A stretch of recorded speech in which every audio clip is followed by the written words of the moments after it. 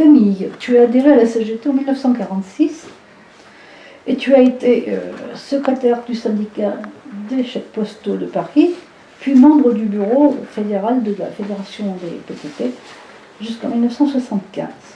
Sandrine, tu es contractuelle au CNTO, tu as adhéré en 1997 et tu es aujourd'hui secrétaire de l'Union départementale CGT de la Haute-Vienne, qui est le département qui a vu naître la CGT il y a maintenant 122 ans. Julie, toi, tu es aussi contractuelle au centre financier de Limoges et tu es aujourd'hui secrétaire départementale générale de la FAPT, donc de la Haute-Vienne. Et est-ce que tu peux nous parler un petit peu de tes débuts au syndicat? Oui, moi je suis arrivée au syndicat départemental officiellement pour m'occuper du revendicatif pour les contractuels, mais ça n'a pas été clair pour tous les camarades. Voilà, au niveau du rôle que j'occupais au syndicat, certains me voyaient plus m'occuper de l'administratif, comme répondre au téléphone, taper les courriers, taper les tracts, mettre tout ça sous enveloppe. Voilà. Pourtant, très clairement, le choix qui avait été fait en secrétariat politiquement, c'était pas celui-là, c'était bien celui du nouveau salariat, d'un agent contractuel, d'une agent contractuelle de la Poste, et pas de charge dévolue aux femmes normalement, entre guillemets. Hein. Oui, d'ailleurs, c'est vrai que là, je me souviens bien de cette période où il a fallu quand même une certaine dose d'opiniâtreté et de persévérance pour que vous réussissiez à vous affirmer, en particulier toi, Julie. D'ailleurs, je pense que vous avez dû en connaître beaucoup des luttes, des combats au féminin que vous avez dû mener dans votre carrière, Camille. Ah oui, mais je crois que toutes les luttes que nous avons menées étaient des combats féminins. Je rappellerai que pendant l'occupation, le chef de centre principal avait affiché à la porte de son bureau « Obéir ou disparaître ». Il a été arrêté à la Libération, mais tout l'encadrement qui était là est resté, et cela explique le mépris de certains cadres et les pressions exercées sur les femmes. Il y a eu aussi la période de répression très sévère contre les militants CGT dans la période 1950-1952, et certains militants CGT ne comprenaient pas que les femmes ne réagissent pas. Par exemple, en 1950, un inspecteur militant à la CGT a déclaré les femmes des chèques ne font pas grève, elles travaillent pour se payer le rouge à lèvres et les banilons. Ce qui avait provoqué une très vive réaction de Georges Frischmann, pas encore secrétaire général de la Fédération postale, mais dans un article publié dans l'Humanité et qui avait fait pas mal de bruit. Eh bien, tout cela a fait que nous n'avons pas senti venir l'explosion de 1953, d'août 1953. Quand nous sommes arrivés à 7 heures au piquet de grève, déjà une centaine de filles qui prenaient le service à 6 heures nous attendaient, et à 7h30, la rue était noire de monde. Au lieu de s'en réjouir, le secrétaire de la section syndicale FO, qui était un inspecteur, a ironisé « Demain, elles vont rentrer comme des lapins ». Eh bien non, elles ne sont pas rentrées. Pendant 19 jours, tous les matins à 7 heures, par centaines, elles sont venues au piquet de grève, puis à l'assemblée de grévistes, d'autres à partir à midi et l'après-midi au meeting central à la Bourse. Et lorsque FO et CFTC ont travaillé et appelé à la reprise du travail sans avoir rien obtenu, elles ne sont pas rentrées.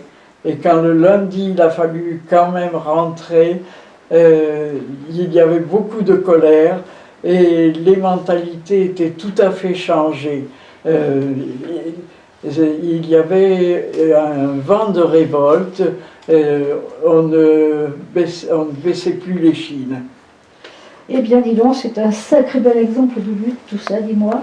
Et Julie, toi alors, qui est la plus jeune, tu en as connu aussi des élans comme celui-là? Oui, moi, le plus beau combat que j'ai mené, c'était celui de la reprise d'ancienneté des agents contractuels qui concernait essentiellement des femmes, des collègues qui ont été utilisés pendant des années en CDD avant d'être embauchés en CDI et à qui, à ce moment-là, on refusait de prendre cette période d'utilisation en CDD dans le calcul de leur rémunération.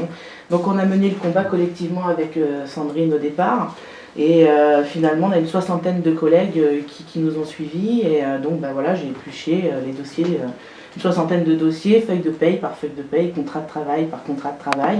Ça a duré 4 années, mais au final, on a gagné sur toute la ligne. Et ça, c'est une grande fierté. Et les collègues ont retrouvé beaucoup de leur dignité en gagnant.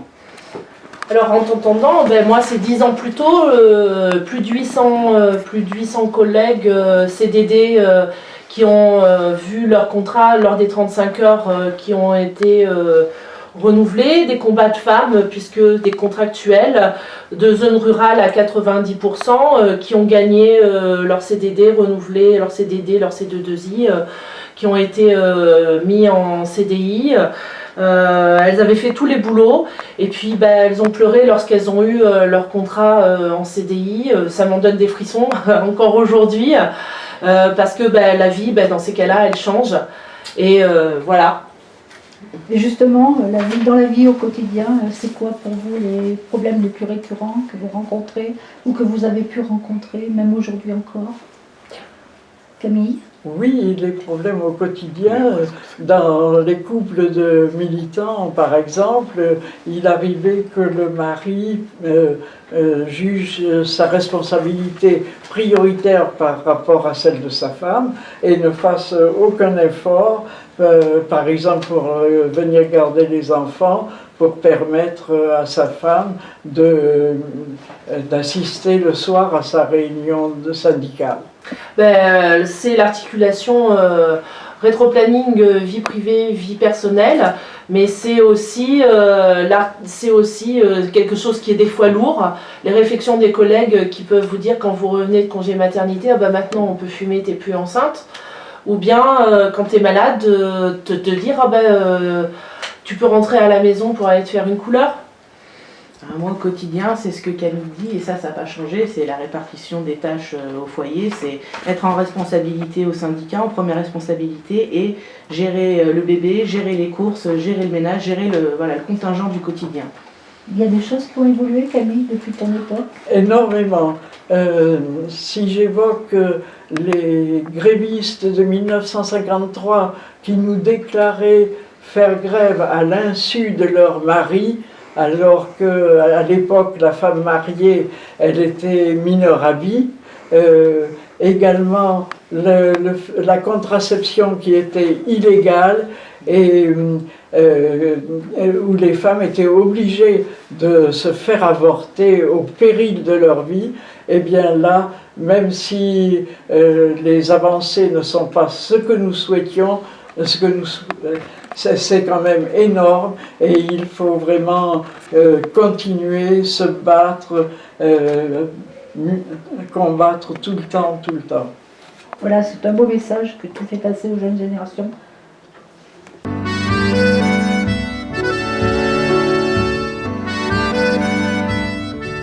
Même si l'heure est parfois à la désespérance, attendu que la frime gouverne et fait sa loi, même si les années dans lesquelles on s'avance ont la couleur du triste et du chacun pour soi, même si le bonheur n'est plus une évidence, mais semble s'éloigner à chacun de nos pas, même si l'on me dit que c'est perdu d'avance, que le monde est ainsi et qu'on n'a pas le choix, je me bats